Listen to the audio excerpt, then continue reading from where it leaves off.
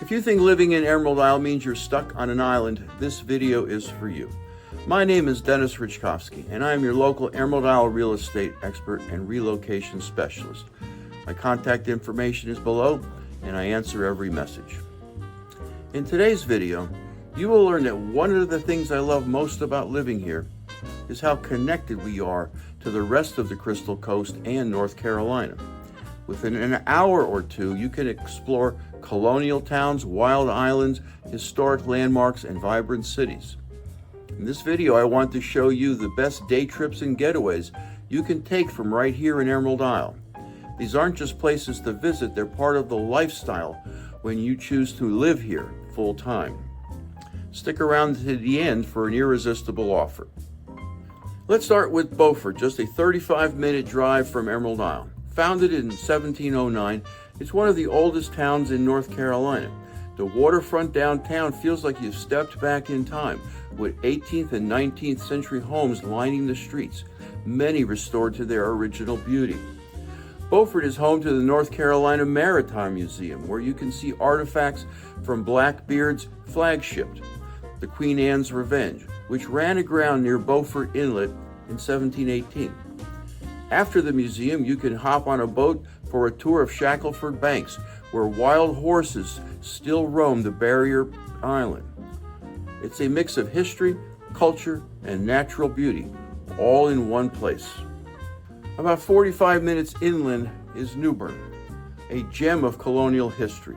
Founded in 1710, New Bern served as the first permanent capital of North Carolina. And at the heart of it all is Tryon Palace, built in 1770.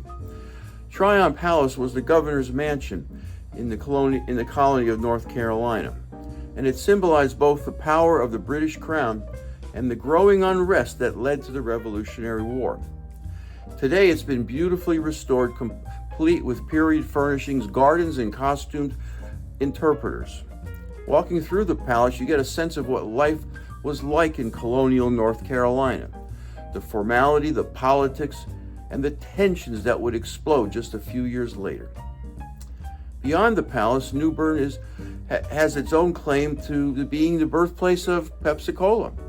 In 1883, the pharmacist Caleb Bradham invented Brad's drink right here, which later became Pepsi. You can still visit the pharmacy downtown where it all began.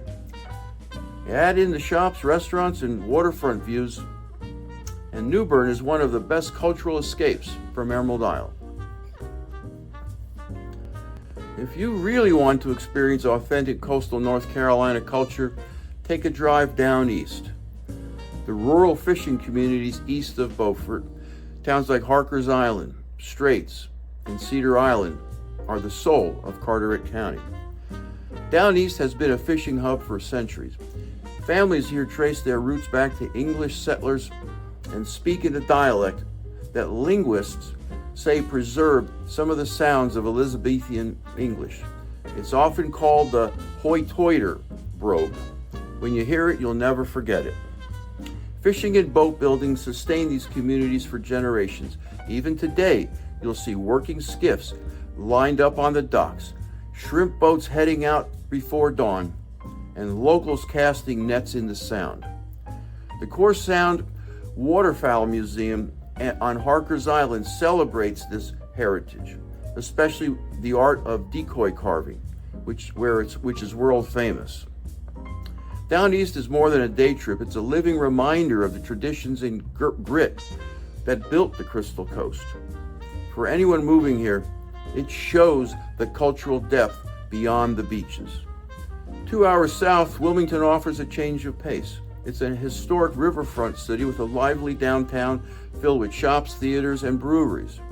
History buffs will love the Battleship North Carolina, anchored in the Cape Fear River, where you can tour the decks of a World War II vessel. Wilmington is also home to UNC Wilmington and a thriving arts scene.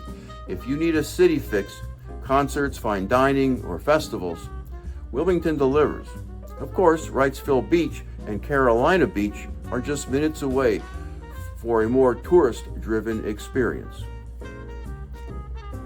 From Emerald Isle, You can also reach the famed Outer Banks by taking the Cedar Island ferry out to Ocracoke. This is a longer day trip, but worth it. Ocracoke Village has a quirky charm with ponies roaming the island, and history runs deep here. Blackbeard met his end here in 1718. From Ocracoke, you can connect to Hatteras and the Cape Hatteras National Seashore. It's an adventure, but one that reminds you how diverse the North Carolina coast really is. And finally, about 3 hours inland is Raleigh, the state capital. It's packed with museums, shopping, sports, and culture. The North Carolina Museum of Art, the Museum of Natural Sciences, and the PNC Arena give you a big city dose whenever you want it.